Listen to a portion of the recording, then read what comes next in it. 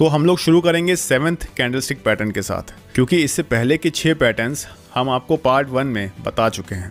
तो इस पैटर्न का नाम है बुलिश हरामी पैटर्न और ये बहुत ज़्यादा कॉमन कैंडलस्टिक पैटर्न है, इसीलिए इस पैटर्न को अच्छे से समझने की कोशिश करिएगा। तो दोस्तों, बुलिश हरामी एक 2 कैंडलस्टिक पैटर्न है, मतलब ये पैटर्न 2 कैंडलस्टिक्स को मिलाकर बनता है। और जैसा कि आपने इसके नाम से अंदाज़ा लगा लिया होगा, ये एक बुलिश रिवर्सल पैटर्न होता है। मतलब इस पैटर्न के बनने के बाद जहां शेयर की प्राइसेस पहले गिर रही होती हैं, इस पैटर्न के बनने के बाद शेयर की प्राइसेस बढ़ने लग जाएंगी, ऐसी संभावना होती है। और दोस्तों, इस पैटर्न के नाम में जो हरामी वर्ड है ना, वो हिंदी नहीं है, वो एक जापानीज वर्ड है जिसका कि मतलब होता है प्रेग्नेंट। और इसका नाम हरामी यानी प्रेग्नेंट क्यों है, वो मैं वीडियो में आपको आगे समझाऊंगा। अभी दोस्तों, आपको आपकी स्क्रीन पर जो पैटर्न दिखाई दे रहा है उसका नाम है बुलिश हरामी पैटर्न। और इस पैटर्न के पूरा होने के लिए इन 3 कंडीशंस का पूरा होना बहुत ज़रूरी है। नंबर 1, स्टॉक डाउन ट्रेंड में होना चाहिए, यानी कि शेयर की प्राइसेस गिर रही होनी चाहिए। दूसरी कंडीशन ये है कि एक डाउन ट्रेंड के बाद एक बड़ी रेड कैंडलस्टिक बने और उसके बाद एक छोटी ग्रीन बुलिश या फिर बाय कैंडलस्टिक बने। और हमारी थर्ड कंडीशन ये है कि जो रेड कैंडलस्टिक के बाद छोटी ग्रीन कैंडल बनती है, वो रेड कैंडल की बॉडी के रेंज में रहे, उससे बाहर ना निकले। यानी कि रेड कैंडल के बाद जो ग्रीन कैंडलस्टिक बनी है, उसकी ओपनिंग प्राइस रेड कैंडल की क्लोजिंग प्राइस से ऊपर होनी चाहिए और ग्रीन कैंडल की क्लोजिंग रेड कैंडल की ओपनिंग प्राइस से नीचे होनी चाहिए, क्योंकि तभी तो ग्रीन कैंडल रेड कैंडल की रेंज के अंदर बनेगी। तो जब ये 3 कंडीशंस पूरी होती हैं, तो आप ये मानकर चल सकते हैं कि ये एक बुलिश हरामी पैटर्न है। यानी अभी तक तो शेयर की प्राइसेस डाउन ट्रेंड में थी, लेकिन इस पैटर्न के बनने के बाद शेयर की प्राइसेस बढ़ सकती हैं, यानी एक अप ट्रेंड में जा सकती हैं। तो ग्रीन कैंडल के बाद जो अगली कैंडल बनती है, अगर वो एक ग्रीन बुलिश कैंडल बनती है जो कि पिछली ग्रीन कैंडल के ऊपर क्लोजिंग दे दे, तो हम यहाँ पर लॉन्ग यानी बाय साइड के ट्रेड में एंटर कर सकते हैं। तो हमारी एंट्री ग्रीन कंफर्मेशन कैंडल की क्लोजिंग प्राइस पर होगी और अपने स्टॉप लॉसेस को हम रेड कैंडल के लोएस्ट पॉइंट के नीचे प्लेस कर देंगे। नाउ फ्रेंड्स, इसको हरामी यानी प्रेग्नेंट इसलिए कहते हैं क्योंकि इसमें जो ग्रीन कैंडल है वो रेड कैंडल की बॉडी के अंदर बनती है और देखने में ये पैटर्न बिल्कुल एक प्रेग्नेंट लेडी के जैसा होता है।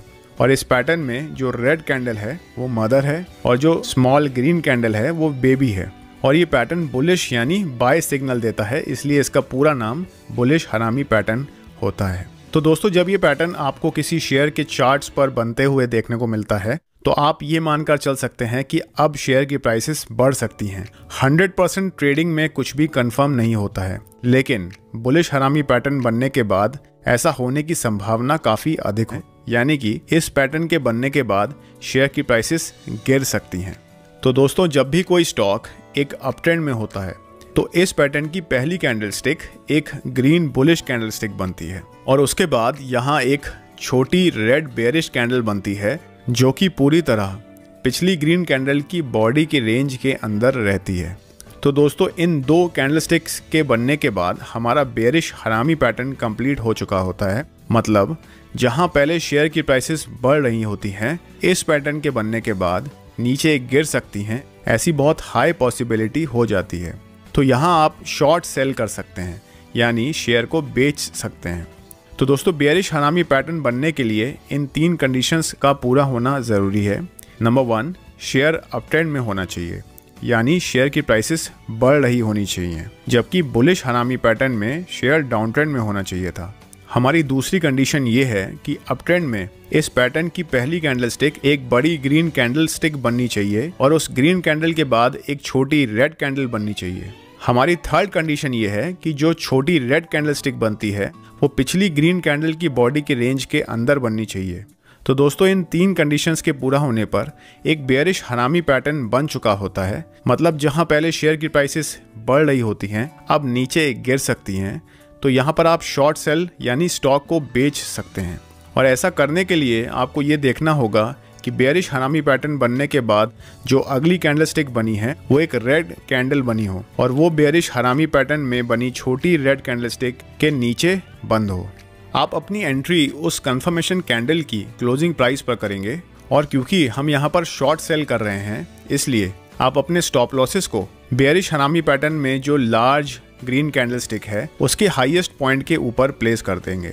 अब मैं आपको बुलिश हरामी और बेरिश हरामी पैटर्न के बीच में जो 3 सबसे बड़े डिफरेंस होते हैं उसके बारे में बताता हूँ। नंबर 1, बुलिश हरामी पैटर्न हमें बुलिश यानी बाय सिग्नल देता है, जबकि बेरिश हरामी पैटर्न एक बेरिश यानी सेल सिग्नल देता है। दूसरा डिफरेंस ये है कि बुलिश हरामी पैटर्न एक डाउन ट्रेंड के बाद बनता है, जबकि एक बेरिश हरामी पैटर्न एक अप ट्रेंड के बाद बनता है।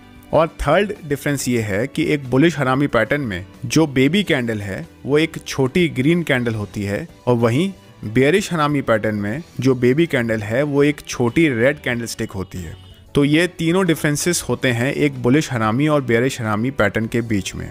अब दोस्तों हमारा जो 9th कैंडलस्टिक पैटर्न है उसका नाम है पियर्सिंग लाइन पैटर्न, और ये पैटर्न भी 2 कैंडलस्टिक्स को मिलाकर बनता है, और ये एक बुलिश यानी बाय सिग्नल देता है। यानी कि इस पैटर्न के बनने के बाद शेयर की प्राइसेस बढ़ने की चांसेस होती हैं। तो दोस्तों जब भी कोई स्टॉक एक डाउन ट्रेंड में होता है तो इस पैटर्न की पहली कैंडल एक बड़ी रेड कैंडलस्टिक बनती है। अगले सेशन में जो ग्रीन कैंडलस्टिक बनती है वो रेड कैंडल की क्लोजिंग प्राइस के नीचे ओपन होती है, और रेड कैंडल की बॉडी के हाफ यानी 50% बॉडी के ऊपर क्लोज हो जाती है। तो ये 2 कैंडल्स बनने के बाद हमारा पियर्सिंग लाइन पैटर्न पूरा हो चुका होता है, और देखने में ये कुछ इस प्रकार का होता है। तो जब ये पैटर्न बनता है तब बहुत ज़्यादा हाई चांसेस होती हैं कि शेयर की प्राइसेस अब बढ़ सकती है, तो आप यहाँ पर बाय करके चल सकते हैं। मुझे पता है कि सुनने में ये सब चीज़ ऑन करना बिल्कुल भी मत भूलिएगा।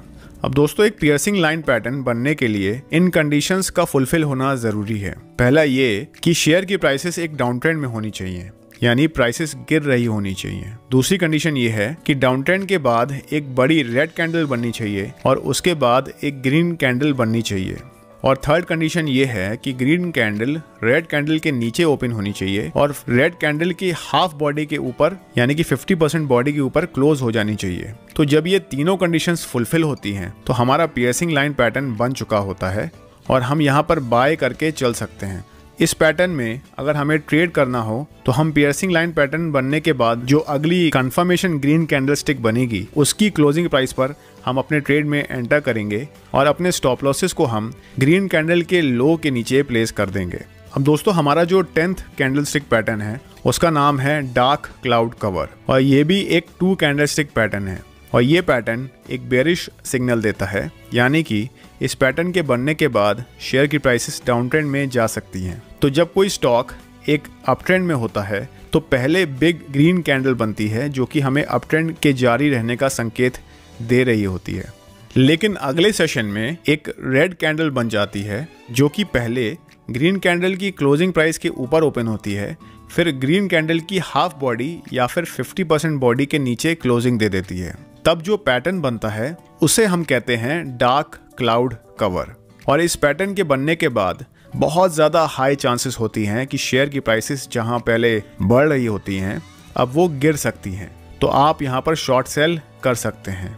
तो दोस्तों डार्क क्लाउड कवर पैटर्न पूरा होने के लिए भी इन कंडीशंस का पूरा होना ज़रूरी है। नंबर 1, शेयर एक अप ट्रेंड में होना चाहिए, यानी शेयर की प्राइसेस बढ़ रही होनी चाहिए। दूसरी कंडीशन ये है कि इस पैटर्न में पहले एक ग्रीन कैंडलस्टिक बननी चाहिए और दूसरी कैंडल एक रेड कैंडलस्टिक बननी चाहिए, और थर्ड कंडीशन ये है कि रेड कैंडल ग्रीन कैंडल के ऊपर ओपन होनी चाहिए लेकिन क्लोज ग्रीन कैंडल की हाफ बॉडी के नीचे होनी चाहिए। तो इन तीनों कंडीशंस के पूरा होने पर आप कंफर्म हो सकते हैं कि यहाँ डार्क क्लाउड कवर पैटर्न बन चुका है, इसलिए आप यहाँ पर शॉर्ट सेल कर सकते हैं। और अगर आप यहाँ पर शॉर्ट सेल करते हैं तो आप इस पैटर्न की रेड कैंडलस्टिक के बाद जो अगली रेड कंफर्मेशन कैंडलस्टिक बनती है उसकी क्लोजिंग प्राइस पर आप एक ट्रेड में एंटर कर सकते हैं और आपके stop losses dark cloud cover pattern की रेड कैंडल के हाईएस्ट पॉइंट के ऊपर प्लेस्ड होंगे। अब दोस्तों हम अपने 11th कैंडलस्टिक, तो जो हमारा 11th कैंडलस्टिक पैटर्न है उसका नाम है द मॉर्निंग स्टार पैटर्न, और ये एक 3 कैंडलस्टिक पैटर्न है, यानी कि ये 3 कैंडलस्टिक्स को मिलाकर बनता है और ये एक बुलिश सिग्नल देता है, यानी कि इस पैटर्न के बनने के बाद शेयर की प्राइसेस एक अप ट्रेंड में जा सकती हैं। तो दोस्तों इस पैटर्न के बनने के लिए पहले शेयर डाउन ट्रेंड में होना चाहिए, फिर एक बड़ी रेड कैंडलस्टिक बनती है जो कि डाउन ट्रेंड को कंफर्म कर देती है।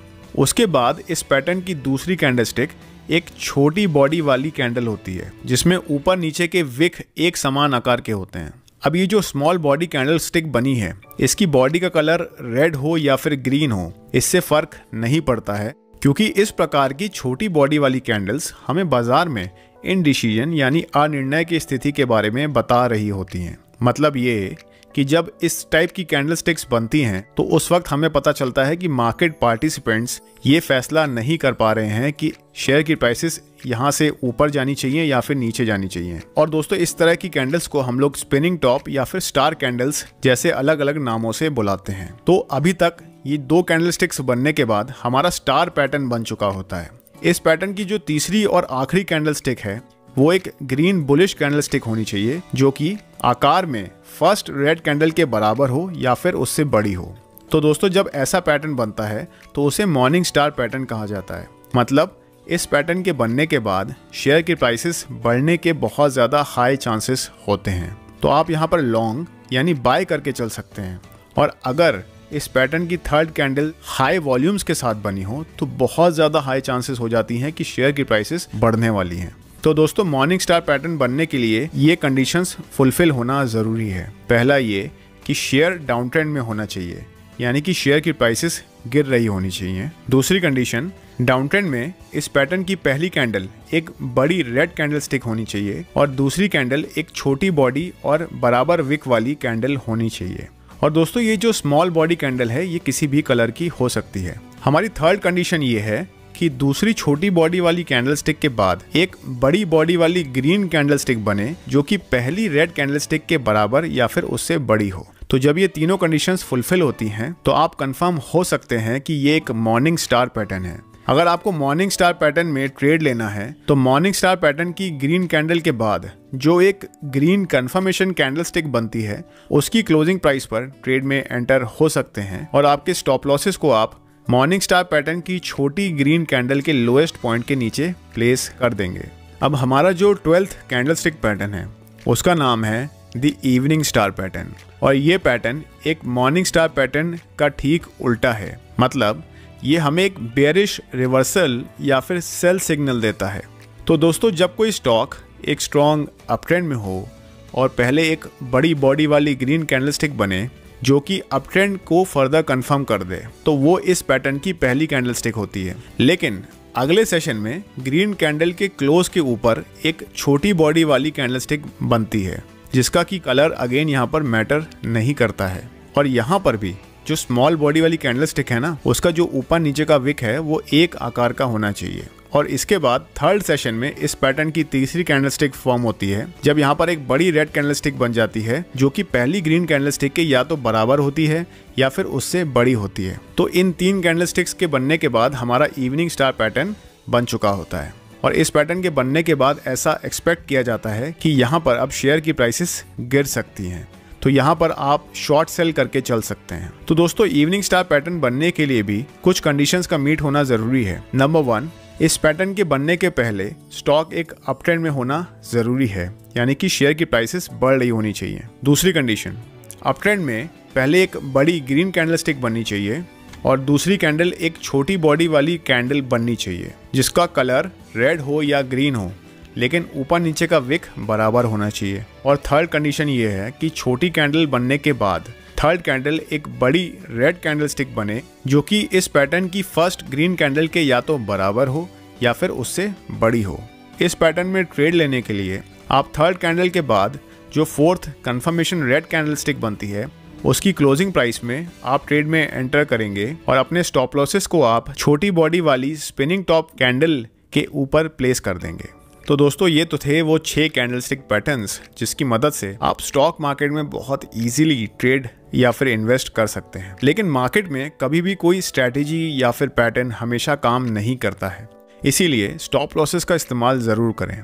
इस सीरीज में अभी तक हमने कुल 20 के आसपास बहुत ही ज़्यादा इंपॉर्टेंट कैंडलस्टिक पैटर्न्स के बारे में बात करी जिनकी मदद से आप अपनी जर्नी की शुरुआत कर सकते हैं। इसके अलावा कुछ एडवांस्ड कैंडलस्टिक पैटर्न्स भी होते हैं जैसे कि the unique 3 river pattern, bullish 3 line strike, bearish 3 line strike